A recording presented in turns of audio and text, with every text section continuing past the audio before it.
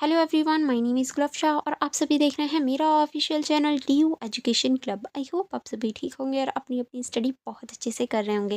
देखिए, आज की जो मेरी वीडियो होने वाली है ये आपकी BA प्रोग्राम की होने वाली है फर्स्ट सेमेस्टर की। फर्स्ट सेमेस्टर में जो आपकी साइकोलॉजी है जिसका नाम है फंडामेंटल्स ऑफ कॉग्निटिव साइकोलॉजी। अगर आपके पास भी ये सब्जेक्ट है तो ये वीडियो आप लोगों के लिए बहुत ज़्यादा इंपॉर्टेंट है, क्योंकि आज की वीडियो हमारी क्वेश्चन पेपर की होने वाली है। एंड आप अपने जो होल टिकट है उसमें इसका जो बार कोड है यानी पेपर कोड है उसको मैच कर सकते हैं। पेपर कोड सेम ही होता है, आपको कंफर्मेशन के लिए आप पेपर कोड मैच कर सकते हैं। एंड ये जो आपका क्वेश्चन पेपर है बहुत ज़्यादा इंपॉर्टेंट है, क्योंकि सोल में मोस्टली क्वेश्चंस रिपीटेड होते हैं, इसीलिए आपको जो क्वेश्चन पेपर है वो ज़रूर देखने चाहिए। ठीक है, तो आज की इस वीडियो में मैं आपको क्वेश्चन पेपर डिस्कशन करवाने वाली हूँ, यानी आज की वीडियो हमारी क्वेश्चन पेपर डिस्कशन की होगी। तो वीडियो को लास्ट तक देखना एंड लाइक भी करना एंड अपने फ्रेंड्स के साथ भी ज़रूर शेयर करना, क्योंकि जिस तरह से आपके लिए इम्पॉर्टेंट है आपके फ्रेंड्स के लिए भी इम्पॉर्टेंट है।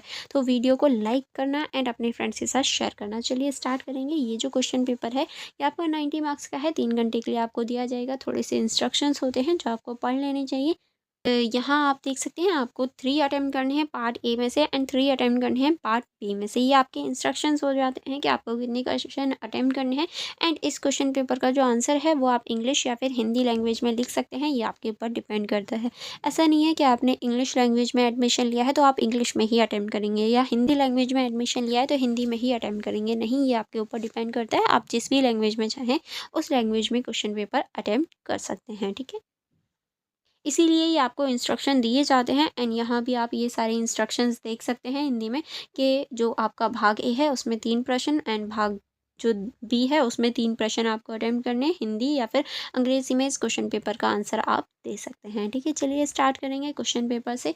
ये आपका पार्ट ए है, तो आपको एनी 3 क्वेश्चंस अटेम्प्ट करने हैं और आपके जो 20 मार्क्स के ईच वन क्वेश्चन आपको यहाँ देखने को मिल जाएगा। क्वेश्चन नंबर 1 है हमारा, संज्ञानात्मक मनोविज्ञान को परिभाषित कीजिए, इसके मौलिक विचारों और प्रमुख विषयों पर चर्चा करें। यानी जो संज्ञानात्मक मनोविज्ञान है उसको आपको परिभाषित करना है, उसकी आपको परिभाषा देनी है और इसके जो मौलिक विचार हैं, इसके जो प्रमुख विषय हैं मौलिक विचारों के, वो आपको यहाँ डिस्कस करने होंगे। ठीक है,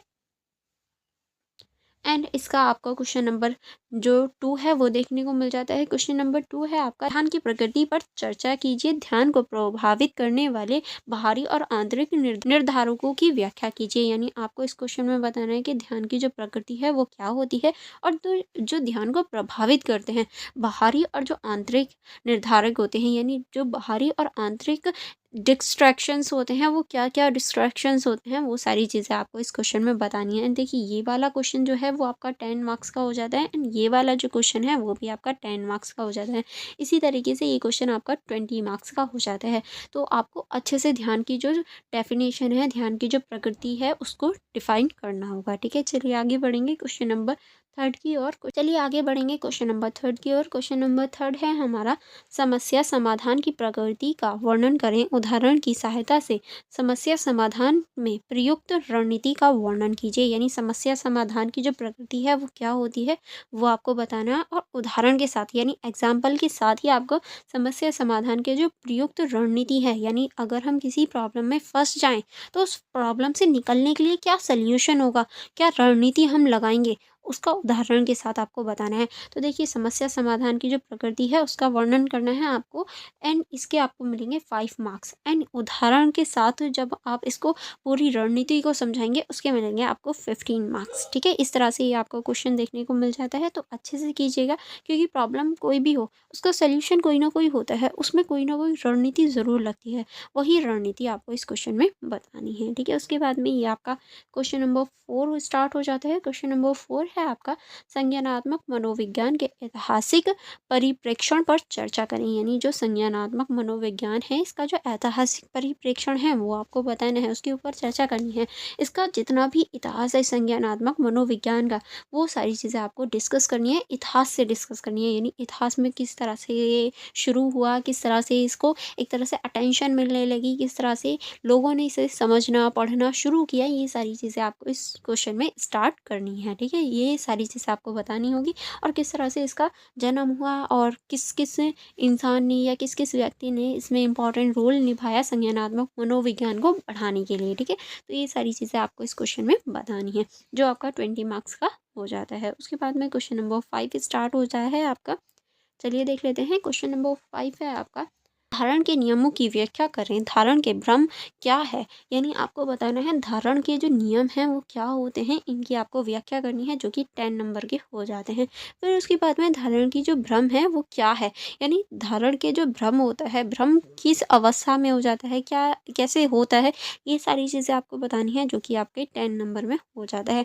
इसको मिलाकर आपका जो पूरा क्वेश्चन है वो 20 मार्क्स का हो जाता है। ठीक है, आई होप आपको ये क्वेश्चन भी अच्छे से समझ में आ गया होगा।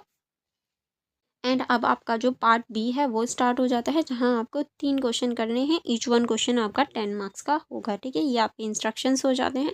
तो आपका जो क्वेश्चन नंबर 1 है वो है आपका संज्ञानात्मक मनोविज्ञान के विभिन्न क्षेत्र, यानी जो संज्ञानात्मक मनोविज्ञान है उसके जो विभिन्न क्षेत्र हैं उनके ऊपर डिस्कस करना है। उनके सभी क्षेत्रों के बारे में आपको इस क्वेश्चन में बताना होगा, जो कि 10 नंबर का आपको देखने को मिलेगा। एंड सेकेंड है आपका रचनात्मकता के चरण, यानी जो रचनात्मकता है उसके कौन कौन से चरण होते हैं, कितने चरण होते हैं, किस किस चरण में क्या क्या चीज़ें रखी गई हैं, ये सारी चीज़ें आपको इस क्वेश्चन में डिस्कस करनी है। फिर उसके बाद में क्वेश्चन नंबर 3 है आपका समस्या समाधान में 3 बाधाएं, यानी जब हम प्रॉब्लम का सल्यूशन लेते हैं तो सल्यूशन के टाइम कौन कौन सी बाधाएं, यानी कौन कौन सी प्रॉब्लम्स क्रिएट हो जाती हैं, कौन कौन से बैरियर्स आते हैं, वो आपको बतानी है। क्योंकि प्रॉब्लम्स जब भी कोई होती है उसका जब हम सल्यूशन ढूंढते हैं तो जाहिर सी बात है कोई ना कोई बैरियर भी होता है, यानी कोई ना कोई बाधा भी होती है। तो वो कौन कौन सी ये जो बाधाएं हैं, कौन कौन से बैरियर्स आपके सामने आते हैं, वो 3 बैरियर्स यानी 3 बाधाएं आपको इस क्वेश्चन में बतानी है।